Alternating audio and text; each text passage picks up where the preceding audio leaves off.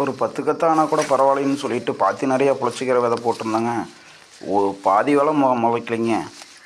ஆனதே ஒரு 2 கத்தைக்கு தான் அனுச்சுங்க. 10 நாளைக்கு முன்னாடி ஒரு கத்தை பிடுங்கிட்டேங்க. இப்போ ஒரு கத்தை பிடுங்கி சமைக்கிறதுக்கு கொடுத்தாச்சுங்க. பிடுங்கின நிலம் தான் இப்படி இருக்குதுங்க. பிடுங்கின கீரை ஒரு கத்தை அனுச்சுங்க. அது இன்றைக்கி வந்து புளிச்சக்கீரை கிடைக்கிறதுக்கு ஆச்சுங்க. அதுக்கப்புறம் சரி அந்த நிலத்தையும் ஏன்டா சும்மா போட்டிருக்கோன்னு சொல்லிவிட்டு மம்முட்டி எடுத்து நீட்டாக எல்லாம் கொத்தி விட்டுங்க. பக்கத்தில் கத்திரிக்காய் செடி அடம்பாக முளைச்சிச்சுங்க.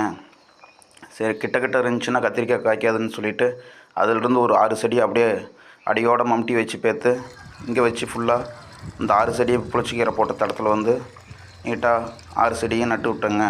நட்டு விட்டு பார்த்தா செடியெலாம் சத்து இல்லாமல் காய்க்காதுன்னு சொல்லிவிட்டு கடலப்பருப்பு புண்ணாக்கு வாங்கிட்டு வந்திருந்தேங்க.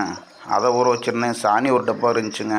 அதையும் ஊற வச்சு அதை ரெண்டையும் மிக்ஸ் பண்ணிவிட்டு ஒவ்வொரு செடிக்கும் காலையில் ஊற்றிடலான்னு சொல்லிவிட்டு மிக்ஸ் பண்ணி ஒவ்வொரு இதுலேயும் தண்ணி விட்றப்பயே கரைச்சி விட்றலான்னு சொல்லிவிட்டு